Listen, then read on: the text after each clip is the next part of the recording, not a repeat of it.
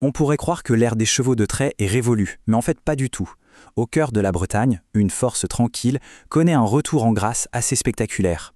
Aujourd'hui, on part à la découverte du cheval breton, ce géant au grand cœur qui, on va le voir, a bien plus à offrir que son simple héritage. Majestueux, solide et polyvalent. Franchement, ces trois mots résument parfaitement ce renouveau. Mais alors, qu'est-ce qui rend cette race si pertinente aujourd'hui, à notre époque? C'est justement ce qu'on va explorer ensemble. Alors, pour bien comprendre ce cheval, on va d'abord voir pourquoi c'est un véritable emblème breton. Ensuite, on plongera dans son histoire, une histoire vraiment façonnée par le besoin. On découvrira qu'il n'y a pas un, mais bien deux types de bretons. On se penchera sur son fameux caractère de géant au grand cœur, et puis on terminera sur une question essentielle, comment protéger son avenir? On commence donc par les bases. Il faut bien comprendre que le breton, ce n'est pas juste un animal, c'est un morceau de l'âme de la Bretagne, un patrimoine bien vivant qui a littéralement façonné les paysages et les traditions de toute la région. Et pour se donner une idée de sa popularité, voilà un chiffre. 2500. C'est à peu près le nombre de poulains bretons qui naissent chaque année. Ça peut paraître modeste, mais en réalité, ça en fait l'une des races de trait les plus dynamiques de France. C'est la preuve que la passion pour ce cheval est loin, très loin d'être éteinte. Mais d'où vient cette force tranquille? Pour le saisir, il faut vraiment remonter le temps. L'histoire du breton, ce n'est pas du tout celle d'une race figée, c'est plutôt l'histoire d'une adaptation constante aux besoins des hommes, que ce soit sur les champs de bataille ou dans les champs de blé. On voit bien son évolution à travers les âges. Ça commence avec des chevaux rustiques dans l'Antiquité, qui deviennent ensuite de puissants destriers au Moyen-Âge. Et puis, au XIXe siècle, tout s'accélère. On diversifie la race pour avoir des chevaux à la fois plus rapides et plus forts. Le vrai tournant, c'est 1909, la création du studbook. C'est là qu'on grave dans le marbre les standards de la race, pour assurer son futur. Maintenant, attention, un point super important. Quand on parle du cheval breton, en réalité, on parle de deux types bien distincts, mais les deux sont tout aussi importants l'un que l'autre. Alors d'un côté, on a le postier breton. Il est plus léger, plus élégant, presque sportif. En fait, il est né des croisements avec des chevaux anglais pour tirer rapidement les malpostes. Et de l'autre, on a le trait breton. Lui, c'est le poids lourd, le concentré de puissance brute, taillé pour les gros travaux des champs.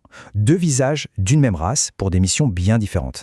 Mais qu'il soit postier ou trait, il partage des traits de famille impossibles à manquer. Cette constitution super robuste, ce dos court et puissant, cette tête si expressive. Et surtout, des sabots d'une solidité légendaire. La base, quoi, pour n'importe quel cheval de labeur. Mais la force physique, ça ne fait pas tout, loin de là. Ce qui rend le breton si spécial, c'est vraiment son caractère. C'est ce qu'on va voir tout de suite. Si le breton est autant apprécié, c'est parce qu'il incarne à la perfection l'idée de force tranquille. Ce calme olympien, ce n'est pas un hasard.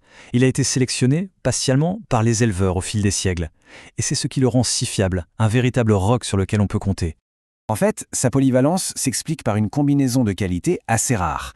Son intelligence, d'abord, il comprend très vite ce qu'on attend de lui. Son mental d'acier le rend adaptable à toutes les situations, que ce soit la foule d'un marché ou la tranquillité d'une séance d'équithérapie. C'est ce mélange de patience, de courage et de fiabilité qui en fait un partenaire si précieux pour le travail comme pour le loisir. Bon, maintenant qu'on connaît mieux son histoire et son caractère, une question se pose. Quelle place pour un tel cheval dans notre monde actuel? Comment ce géant du passé peut-il s'adapter aux défis du XXIe siècle?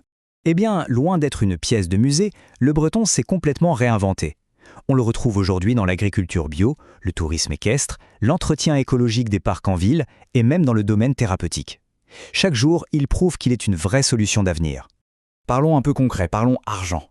Acquérir un breton, c'est un investissement qui peut varier énormément. Un jeune poulain va coûter autour de 1 500 €, alors qu'un adulte bien dressé, avec un bon pédigré, ça peut monter à plus de 8 000 €. Et au-delà de l'achat, il y a l'entretien annuel. Il faut compter en général entre 2 000 et 3 000 €. Ce budget, il couvre surtout son alimentation, qui est assez conséquente, ainsi que les soins vétérinaires et le maréchal ferrant, bien sûr. Et c'est là qu'on arrive au grand paradoxe. Malgré ces 2500 naissances par an, la race est officiellement considérée comme menacée. Alors comment c'est possible ? La clé de ce paradoxe, elle est dans la structure même de son élevage. La race ne repose pas sur quelques gros haras, mais sur une multitude de petits passionnés. Imaginez un peu, 60% des éleveurs n'ont qu'une seule jument. Une seule. Et cette fragmentation, même si elle a son charme, eh bien elle rend la race extrêmement fragile.